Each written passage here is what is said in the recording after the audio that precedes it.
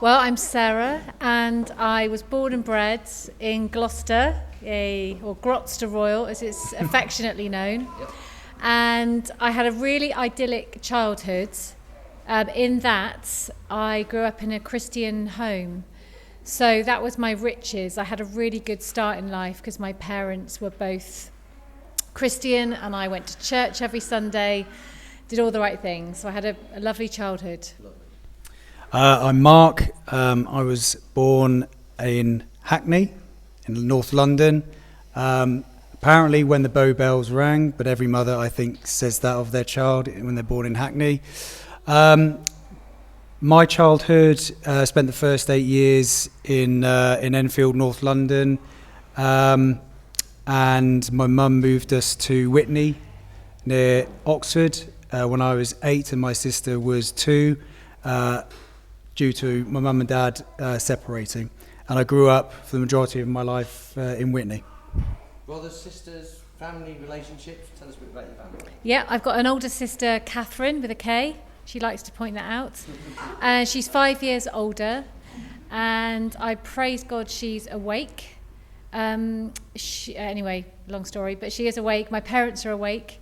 And what was the question, John? Brothers, sisters, family, yeah. Are they Christians? Yeah. A little bit about your family, really. Yeah, my sister is similar to me in that she's backslidden. Yep. She's almost there. She's not quite where I am, but I pray for her every day. So very small family. Yep. Close. Very close, yeah.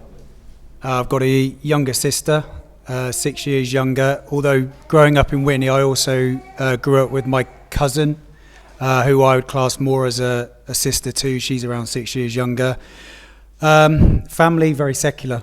My grandma, for a long time, Roman Catholic. And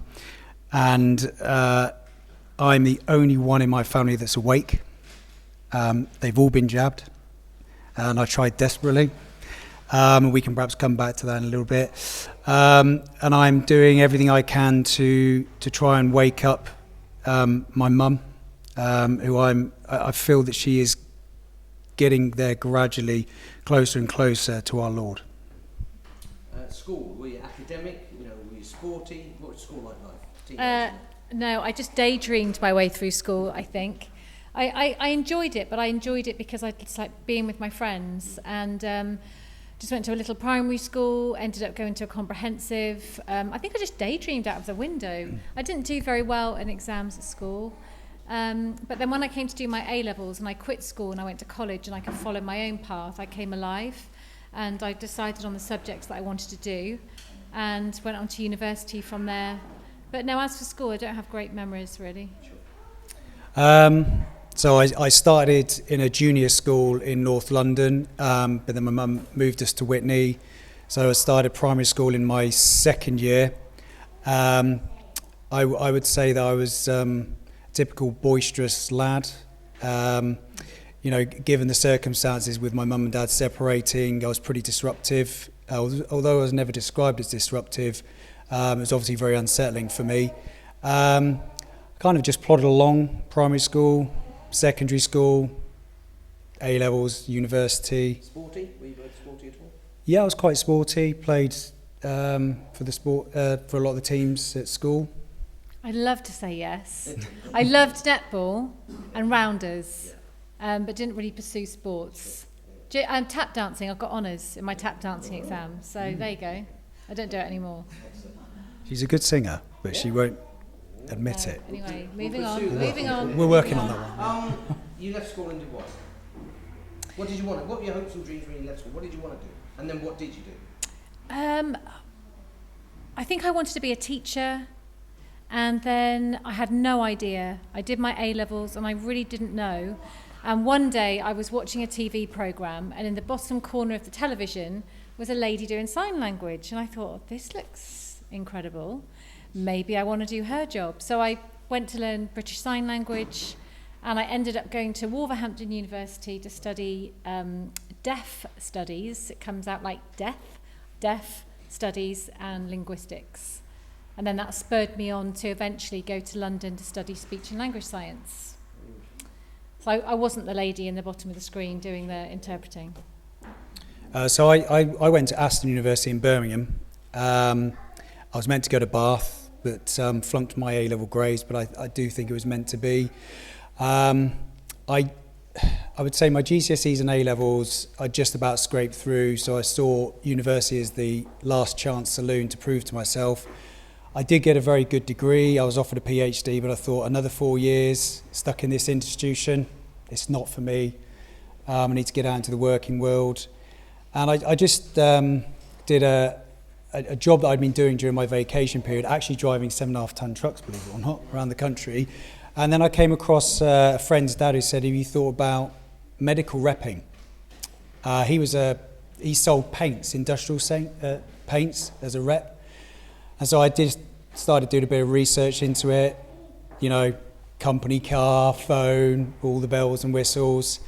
And my first job was for GlaxoSmithKline through a contract house. And that's how I would say the slippery slope of my career in the next 18 years started in the pharmaceutical industry. And in your 20s, did you have any thoughts on what you wanted to do with your life? Were you shaped in any way? Did you have any aspirations in regard to when you were in your 20s? What were your thoughts like in your 20s? Well, actually, I forgot to say, during my final year university, I was considering doing, at the time I was there, they offered an accelerated postgrad scheme in the police force, which I was very interested in, but for some reason, I can't really remember now, I lost interest in doing that. And I think that was meant to be too, given what we've seen in the last 2.5 years, how our illustrious police services have behaved and treated people is frankly disgusting. And they should be defending us, the community. So, it was meant to be for me. Well, in my I'm completely backslidden. I just want you to know that I grew up in a lovely Christian home. I was baptised at 13, had my Good News Bible, but embarrassingly, I couldn't even tell you when I was saved. So I know I had my Bible was written in when I was baptised. But in my 20s, I glided through life, and I went to uni, did all the kind of things I was meant to do, dated boys, sorry Mark, and went out a lot, drank, wine, and thought I was invincible. But there was no Jesus in my 20s. There's probably not much Jesus in my 30s either, if I'm really honest. And it's only recently that I've come back to where I need to be. Yeah. Okay, and let's start hitting that then. So, what sort of woke you up to go back to thinking, I've got to get my life back on track? Was there any person, any instant, any situation that you thought, man, I've got to really sort out my life now? Well, I really relate to. There's a theme around what you've all been saying today, and I didn't get heavily into the New Age. I did practice a form of yoga, but it was more of like a fitness yoga, and reading lots of books. And I thought, well, if I just read this next book, maybe this will give me the answers that I'm looking for. And all about self-love and how you can love yourself, but for me now, I realise that's, I think it was Dave Hunt that said, it's like pouring petrol on a fire that's already out of control, this self-love, loving ourselves more, when Jesus already tells us, love your neighbour as you love yourself. We already love ourselves, but probably going off the point slightly, but I think my life has been so consumed with, well, if I do the yoga and if I read the next book by Oprah Wankanobi, as she's affectionately known, then I'll be saved. Why do I need to go to church? There's Super Soul Sunday by Oprah. I can just stay at home and watch Deepak Chopra bleating on about the next space age or whatever he talks about. That might be a strike on YouTube for Oprah. We'll find that out soon. We're going to come back to, again, talking about something like this, but tell us now the career paths you took, because you both went into the pharmaceutical industry. Medical devices and pharmaceutical. Yeah, pharmaceutical industry for 18 years and then 3 years in medical tech. You're in it, and then so for 18 years. Tell us about that. You're in a massive, great company. What was it like working there? Horrific is the only word I can describe it as. Every single pharmaceutical company I worked for, I was in constant conflict So just to put into context, I got saved this year, March of this year. Which is incredible. It's been a very long journey. So I work for several pharmaceutical companies, constantly trying to understand why I was in this state of conflict. I'd been to Boys Brigade, so I had some exposure through the Methodist Church and Bible study of snippets of the gospel, but not the real meat that we get here with John.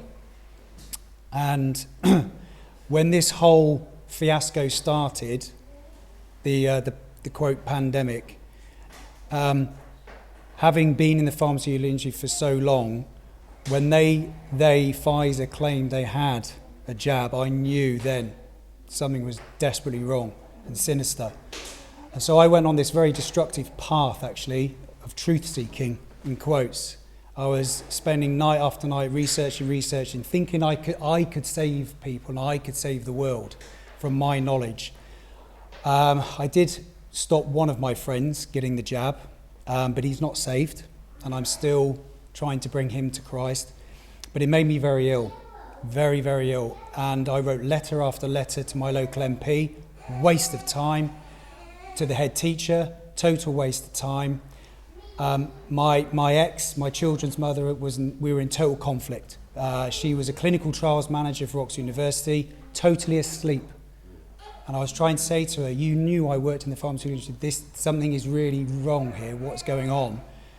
And then the jabs for the children came along, and I did everything I could to prevent my children from having the jab, and my no consent would override their mother's yes consent, but they jabbed my youngest anyway, and this is quite emotional for me actually. My eldest, probably in cahoots with his mother, when I dropped them off, they asked to speak when I went to pick him up, they asked to speak to me, and he begged me to withdraw my no consent so he could get jabbed, and I said, why?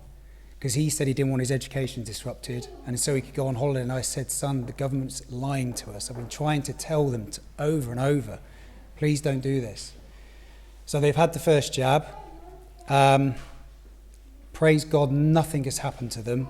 So I'm really hoping they've had the placebo. They won't get the second one. I'll make sure of that. But in the meantime, my youngest was offered a concoction vaccine, which included diphtheria, the polio. I said no. And then their mother took legal action against me. I got a letter, and they used a COVID vaccine case to show that they could win. So I had to withdraw because I was so stressed. And it was at that point, one night, I was still drinking. I still drank alcohol at that point. I'd had a few, and I just called out to God, saying, why is this happening? Help me. And here I am. Tell us about your corporate life. Tell us about your job.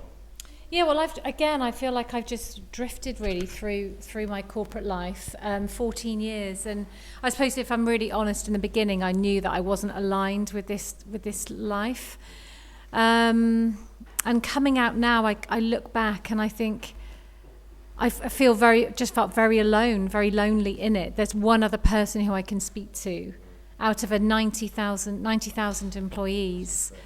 And they all sort of celebrate the jabs, they celebrate the LGBTQ movement. We all have to sit these modules on diversity and inclusion and all this rubbish. And that's another strike. Oh, I keep forgetting. You can just beep it out later. Yeah. But I suppose back in the day when I was doing, I was a therapist for a few years, and I was chasing a bit more of the money. I wanted a house. I wanted all the usual things that you want when you're in your 20s and 30s. And so I saw my friends, and they were driving nice cars. They said, "Oh, you should get into this repping thing," and so I did, and that's where I stayed. And I have to thank God. I feel very protected by Him. He's brought me so many blessings. And it's not that I've had, an easy an easy childhood in that my parents, adored me and loved me, but it wasn't about riches or anything like that at all. But I chased that. And again, I'm still struggling finding that balance between having enough, but feeling fulfilled, that lovely fulfillment of I've helped somebody, and that's the work I'm looking for now. And Are your family behind you now? Yeah, they're completely. Great. And you've actually given up your job now. Tell us about, so what have you done? I've quit, I quit. So I finish on Wednesday next week. Great. And I don't know what you're doing. I have an inkling about what I'm doing, but I took your advice, John, don't faint. But I just say to God, close doors on me, but open new ones. And so the struggle I have is that I'm still in the coaching world, and coaching a bit like psychology and therapy. It's very Gnostic. And can I just read that verse that you read last week, because it really struck with me. And it's John 21:25, and it says, "And there are also many other things which Jesus did, the which, if they should be written, every one, I suppose that even the world itself could not contain the books that should be written." And I mean, and this is why, when you were speaking about books and these Gnostic pagan ideas of the self, you don't need to read any other book. And Joanne, you said you don't read any other books. Yes. Because you have the truth. You have the truth. And everything else... She knows better than all of us. She does. Yeah, and I've put here, I did make some notes. And, it's that, back to the garden, isn't it? You can be as gods. The self-love movement, which that's the big delusion, going back to the Blavatsky and Bailey in the 1940s and pulling us away from the Bible. So I've asked him, can I continue to coach? Can I continue to work with people like this? How can I bring you into my work? And I don't know. I can't just start preaching online to my clients. They'll be like, she's lost it. People would think I've lost it. So if you could say anything to the people you've worked with, both of you, what would you say to them? If they ever heard this, what would you say to them? What would you like to say to them? To who? The people you've worked with. The people that you've worked with for the last 14 So I'm 18 hogging years. that, aren't I? No, go ahead. Go. I would... If they listen to this, what would you like to say to them? oh, wow. Looking at my notes again. No gosh.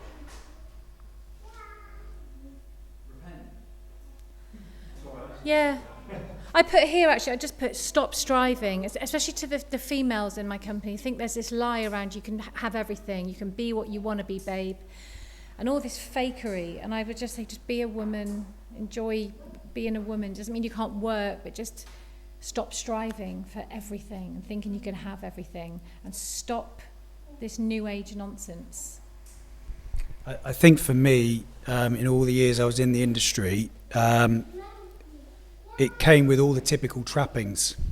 Really good salary, bonuses, stock options, car, everything to trap you, create this fear, scarcity mindset that you couldn't possibly ever come out of it. And that's how you're defined. You're defined by all the stuff. And I was for a while. I was, pretty shallow for a while, and felt this is how this is how I'm defined.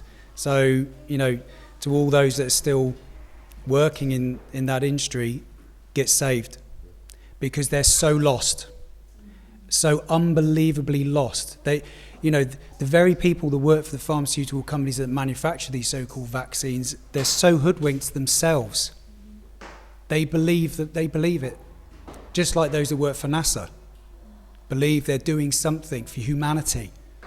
The training you get brainwashes you from day one. So, and for those of you who don't know, I got out of the industry and I start a HGV driving job in a couple of weeks. So, I'm out of it. I'm out of that toxicity. Have you seen a change in them as well, since you've been out of it? Yeah, I'm telling her how to drive. No, yeah, there's been a definite change. And again, I've only come back to Jesus this year. It was a similar time, March. It was a bit of a whether you call it a supernatural calling back to him. And through Jean Kim, got to hear it for Jean, I found about Ruckman, and then I wanted a Ruckman Bible, and that led me to you guys, and here we are. So praise Jean, because we've all found him at some point. How long have you been coming here now? 4 months, 3 months? Yeah, 4 months. Yeah. It is incredible. So, okay, so now you're on track. You're both where you should be. Obviously, it's a big decision for yourself now. For you, Alex. What are you enjoying about life at the moment? What are you really enjoying? Since you've been out of it, you've been away. The 2 years has gone. You've come out of the corporate world. You're back on track. You're back on track with the Lord. What are you really enjoying about life now? Well, I'm loving reading the Bible and actually understanding it. I realised that all my life I didn't really understand it. Again, I just sort of daydreamed my way through Sunday school. So I'm loving the teachings.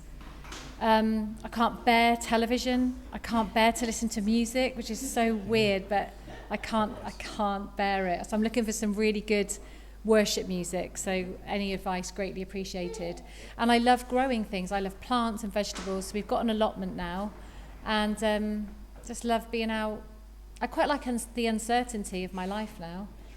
I feel like I want to work for something, not boxed in, and I want to get out there and see where I fit. And yeah. A lot to offer as well. Thank you. Yeah, I would say the same. I still to this day, after getting saved on the 28th of March of this year, when I called out to Christ, I cannot still to this day believe the radical changes. You know, I don't drink anymore. I'm the same. I used to listen to all the AC/DC, the Guns N' Roses, all that sort of stuff. I can't bear to listen to any of that anymore. And just all the worldly stuff, a lot of the worldly stuff that I used to enjoy, going out with the lads, all that sort of stuff.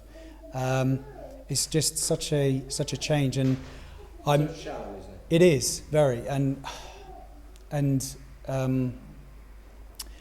I live every day with far less anxiety or fear, because we all know how this ends, and we win, we're victorious, and I hand it over to the Almighty, and since doing that, the weight lifted is incredible.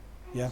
So what sort of advice would you give to people that are, young people that want to do the same that you've done with your lives, go into the corporate world, get a career, chase the things of the world? What advice would you give to them if they listen to this? You ran over to me. Well, I suppose I'm trying to do that with my own 2 children. So my eldest is 16 and my youngest is 14, and I suspect their mother thinks I've gone stark raving mad after being saved, but I am trying to, wherever I can, bring Jesus into our conversations when I see them. They've both got a copy of the Ruckman Reference Bible. We've bought them a prayer book for teenagers. Dare I say I'm kind of desperate, if I'm honest, because what I went through with trying to stop them getting jabbed was a very low point for me, really, really low. And so, I'm doing everything I can. So, for the rest of the youngsters, there's only one truth. There is only one truth, and that is the Bible. That is Jesus Christ. Yeah, I think I just follow that. I've just written here from Galatians 5. I said, love, joy, peace, long-suffering, gentleness, goodness, faith, meekness and temperance are the fruit of the Holy Spirit, not from psychology. So just go to the Bible. That's excellent. Great testimony. Great testimony. Really honest, and I appreciate that as well. Questions? Anybody got a couple of questions? Sam? Maybe sort of 2 pronged questions. How have your friends that you used to maybe hang out with, drinking with, how have they reacted to the change in you?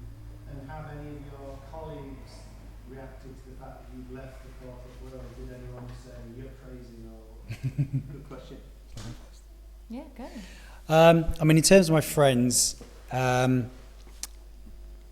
we still keep in touch.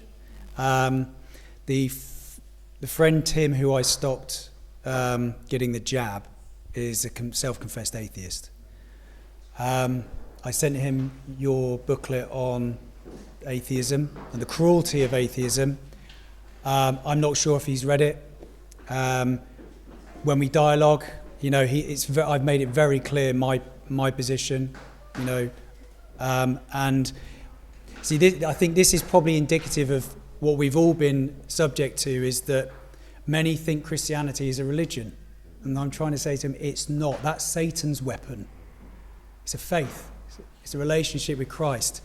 And I think if just more and more people understood that, you know, you'd be pushing against an open door. But it is tough because they're still very much in the world, going out, you know, doing their thing, dipping in and out some new age stuff. So it is a tough call. They've not disowned me or pariahed me or anything like that. But I guess the communication has kind of drifted a bit because, you know, I was one of the lads, I was a party animal, X, Y, and Z, and then all of a sudden this radical change, it's probably more of a shock to them than it is for me. Yeah. Yeah, I say the same. Some friendships have gone. They sort of disappeared and didn't want anything to do with me, which does hurt a bit. But also other people have come into my life and who are on the same page. So yeah, and as for work, I mentioned prayer to them the other day because I work with loads of lads. And they just sort of found that hilarious and sort of made light of it. Didn't mock me necessarily, but are just very asleep to what's going on. Yeah. So. Another question. We've got a question. It's not a question, it's just one sentence. It's very edifying that you put your faith in Jesus Christ to save you, and that you're putting your faith in His word, that you're giving your life over. And I think that's really edifying because a lot of people call upon the name of the Lord to save, but that second part where we just say, you know what, Jesus, take control of my life, that takes a lot of faith. Yes. And I think that's very commendable and edifying for us as well, which is a great thing. And so, final question. I remember you were saying about the Sunday school thing. I'm not saying that I don't do it, but it just made me think about Sunday schools and our children and other people's children going to Church of England Sunday schools. They don't really learn, milk and getting meat out of that. I just wondered if you knew if any Sunday schools out there or anybody where we can actually kind of send our children. Obviously, we've got the normal church that we normally bring our children to, but it's not always accessible for my daughter. No. It's 2.5 hour drive. It's quite difficult, and we've got to work and teach our children. I just wondered if you knew anything about that. I don't. We'll have a talk on that. Yeah, I don't personally know. We'll have a talk on that. Yeah, question. Yeah, that's something to mark. Shout it out. Sorry. With your two boys. Yeah. Because you could have quite a big fight in terms of like trying to stop them to have the vaccine. Has like your relationship with them prior to that, was it pretty much the same as it is now, or is Has it it affected or the have they relationship? changed to you, or? Thank God it hasn't. No, it's still as strong as it was before. I mean, I fought very hard. I was, I even went to a lawyer, and you know what he said? We don't get involved in COVID-19 cases because it's too emotive. Which I couldn't square when then I received a letter from my ex's solicitor saying, if you don't withdraw your no consent for that concoction vaccine that given kids, the diphtheria and everything else, then you'll be sent to court. This is the world we're in, and it's been incredibly painful. So every day I pray for my children that Jesus will protect them, because what they're injecting, who knows? Who knows? So, but thankfully, no. If anything, with my youngest, I think it's got stronger, because he's on the fence, but he's still asking a lot of questions around Jesus Christ, around our Lord. Yeah. Anything else? If not, I'll have one more question then. What do you want out of life now? to live it for Jesus, however that comes. It may sound very sort of not boring, but this is the first time I've ever done this. It's always on my terms, but not this time. So I'm excited. Yeah, the same. Yeah. Every time I pray, I always ask Jesus, am I where you need me to be? Because for those 20 plus years in the healthcare industry, totally divorced from him. Totally divorced. Yeah. Yeah. Thanks for listening to